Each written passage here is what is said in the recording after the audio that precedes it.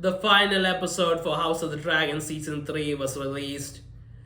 And after watching it, well, we finally got what we wanted, but we only got that in one episode. And honestly, it wasn't enough to make up for everything that happened before. Because this season, honestly, it was a bit of a boring season again. I mean, the first episode was awesome with the Battle of the Gullet. But after that, it kind of felt like season 2 again. Nothing really happened. And even Kristen Cole's man, his battle, it didn't even happen. He was just shot down so easily. But yeah. Anyway, in this episode, basically we see the Riverland Army and the Northern Army. They're at Tumbleton. They're outside waiting, and Damon's getting ready to go there to join them. And Rhaenyra finds out that Aegon's alive, and she's shocked by that, and she's doesn't know what to do. And we see what? Oh yeah, we see Aegon show up and meet Aemond at Harrenhal. Now, I didn't know something like that happened. Did that happen in the original story, or did they change that? But anyway, they face each other, and I thought Aegon might end up killing Aemond, but he didn't, even though Aemond is responsible for what happened to him. Although I guess he probably needs him and Vhagar. So he wants him to join him, and Aemond seems pretty broken now. He doesn't seem like the same person anymore. He feels guilty about what happened, and that's a change. And in the original story, well, I don't think Aemon ever left Harrenhal. I think he waited for Daemon at Harrenhal. This is a spoiler, but there's a big fight that happens there between Daemon and Aemon and Caraxes and Vhagar. But in this episode, it seems like they're gonna be going off to find Vhagar. And I don't know what their plan is exactly. But anyway, oh yeah, Sunfire can fly. That's awesome. Can still fly after everything that happened. Yes, Aegon and Sunfire are both very resilient. And then we see back at King's Landing, Rhaenyra wants the holy people, I forgot what they're called, to crown her, make her queen, but they refuse.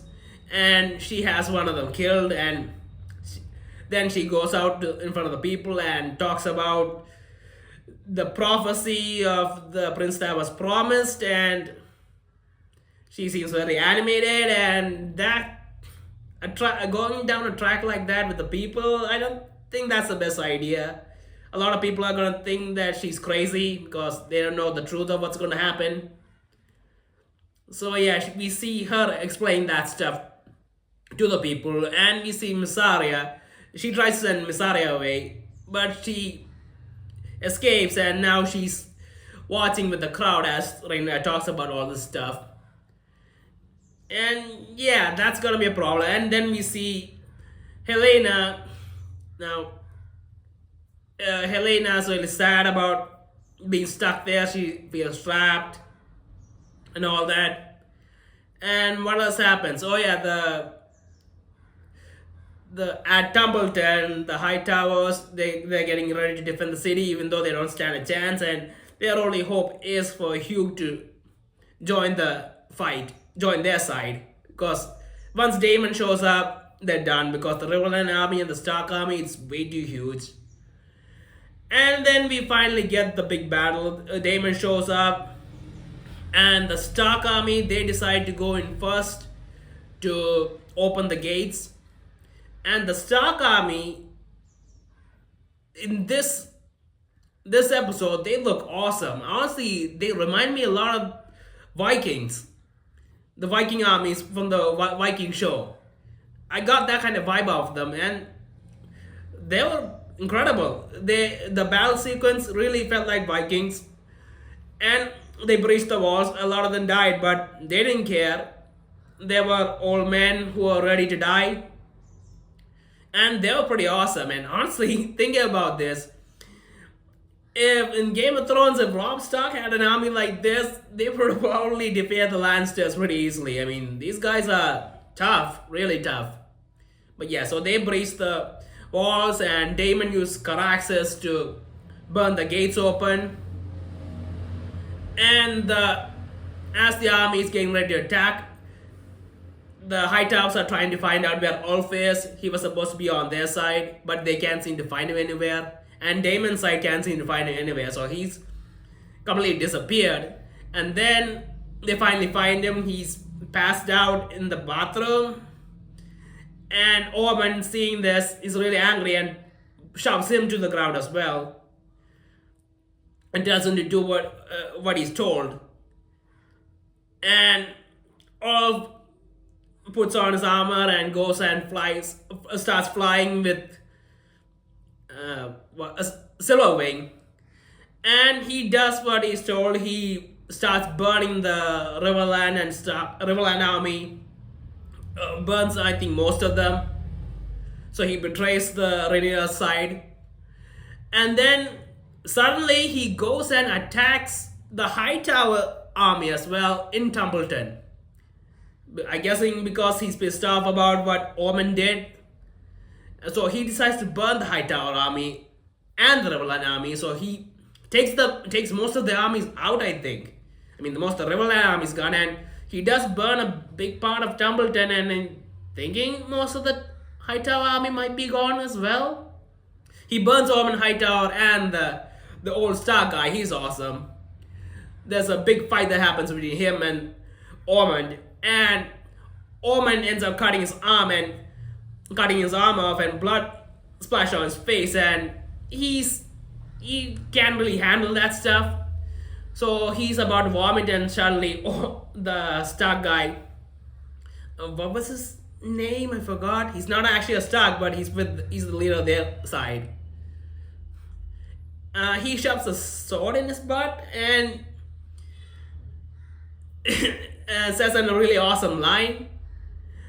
And that's when Ulf and Silverwing attack them first, and they burn them, and then they burn the army. And so the battle ends with both sides being almost destroyed. And that's another change, and again a spoiler, another change from the story, where in the original story, Hugh Hammer and Ulf both betray the blacks at the same time, and they turn on the Riverland armies. But this time around, Hugh Hammer, he isn't fighting yet. He is there, but he's looking for his wife inside Templeton. And Ulf takes out both armies, and that doesn't make sense, because in the story Ulf's supposed to be on the green side, and after he takes out the Riverland armies, he joins them until the second battle of Templeton. But at this point, is there even gonna be a second battle of Templeton? Because, I mean, who's left to fight? There aren't big enough armies left to fight. I guess there could be there aren't armies left to fight, and then there's no way he's gonna be staying in Templeton now. I mean, both sides are gonna want him dead. So he's probably gonna have to escape with Silverwing.